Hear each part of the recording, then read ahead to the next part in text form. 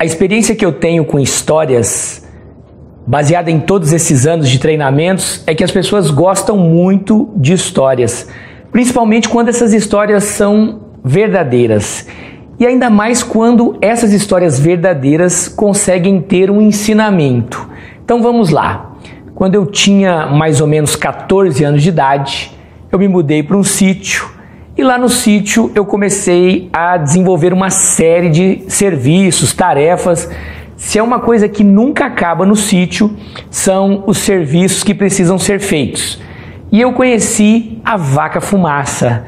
A vaca fumaça, quando eu conheci essa vaca, ela estava com o bezerro. E a vaca, quando ela está com o bezerro, ela é brava, porque ela é mãe, ela cuida do bezerro. E era naquele momento que eu tinha que fazer várias coisas ali. E em alguns momentos eu tinha que apartar o bezerro da fumaça, e a vaca não gostava disso. E eu era novo, eu estava aprendendo, eu não tinha muita habilidade.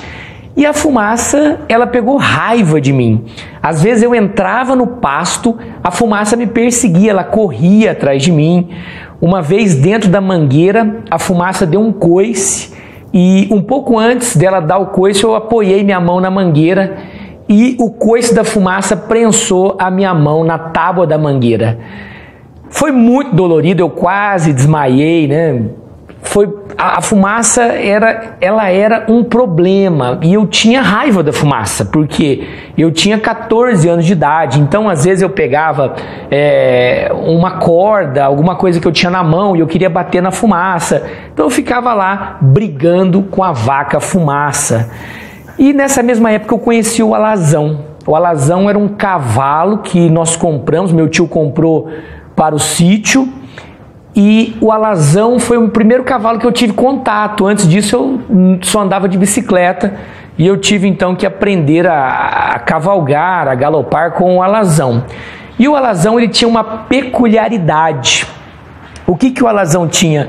Ele era um cavalo que ele se assustava com muita facilidade. Então às vezes você estava galopando com ele assim, e passava um lagarto e ele saía para a esquerda de uma vez, ou às vezes ele saía para a direita de uma vez. E no começo, como eu não tinha muita habilidade, eu caía do cavalo. O alazão me derrubou várias vezes, e aquilo me deixava muito bravo, e eu ficava brigando com o alazão. Então às vezes eu tinha uma corda, eu ficava batendo no alazão com aquela corda também, e eu discutia muito com ele, porque ele tropeçava muito, e ele tinha um outro hábito que era terrível. Às vezes você estava indo com ele num determinado caminho, e de uma vez ele entrava num carreador assim, e você voava para frente. Uma vez ele fez isso comigo, na frente de um caminhão cheio de boias frias ali. Eu estava cavalgando com ele, e ele entrou de uma vez para a direita, e eu continuei reto, e eu caí na frente daquele caminhão. Estava lotado de pessoas ali, aquelas pessoas riram muito, ficaram ali tirando sarro de mim, e eu fiquei muito bravo aquele dia. Eu lembro, naquele dia eu pensei: alazão, se hoje eu estivesse armado, eu juro que eu matava você, eu dava um tiro em você, alazão. Eu era muito jovem, e eu não entendia, né? Eu não tinha habilidade para lidar com os animais. E eu lembro que quando eu ia arar com o alazão, colocava ali o arado na terra, o alazão era teimoso e ficava indo para a direita e para a esquerda. Em alguns momentos eu cortava um pé de feijão e eu cortava um pé de milho. Com o tempo eu fui descobrir que o alazão tinha sido comprado de uma pessoa que entregava leite. E esse era o motivo que ele entrava em todos os carreadores que ele passava perto. Mas por que eu estou contando essas duas histórias, né? Essa história que envolve a vaca fumaça, que envolve o alazão, que fizeram parte da minha história. O alazão, ele me deu tombos cinematográficos. Várias vezes ele me derrubou. E tinha uma outra coisa que ele fazia também. O alazão às vezes disparava. Ele disparava e não parava de correr. E teve uma vez que eu tive que escolher o melhor lado e me jogar, porque em seguida ele bateu numa cerca de arame farpado e se arrebentou também. Então, eu e o alazão, nós tivemos uma convivência conturbada.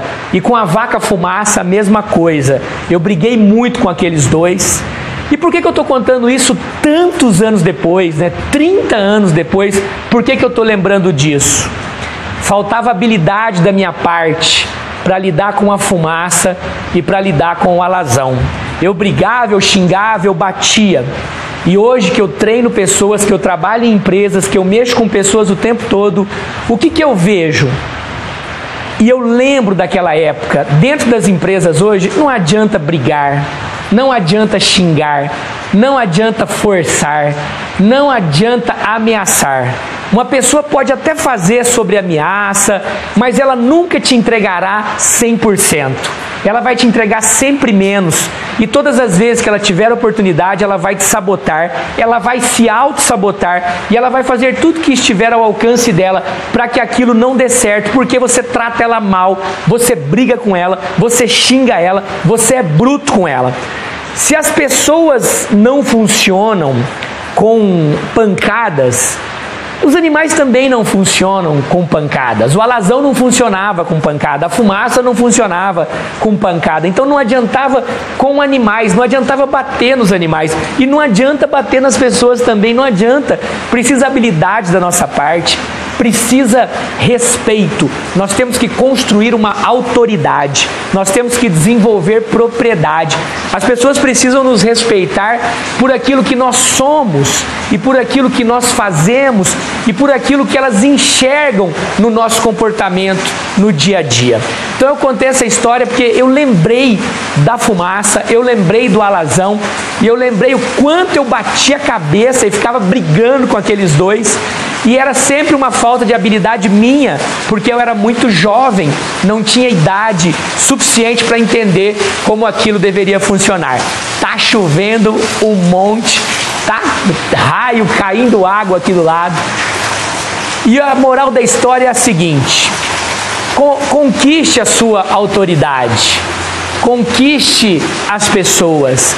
Se você não estiver resolvendo com educação e com amor, na falta de educação, você não irá resolver. Nós conseguimos as coisas com paciência, com inteligência e com jeito. Na força bruta, não funciona, não vai. Se isso fizer sentido para você, aplique na sua vida, aplique na sua casa com a sua família e aplique no local onde você trabalha. A forma mais fácil das pessoas nos respeitarem é pelo exemplo que nós somos. E nós construímos isso com nossas ações, muito mais do que com nossas palavras. Eu sou o palestrante Robson Dutra, um grande abraço, saúde, muito sucesso e que Deus te abençoe.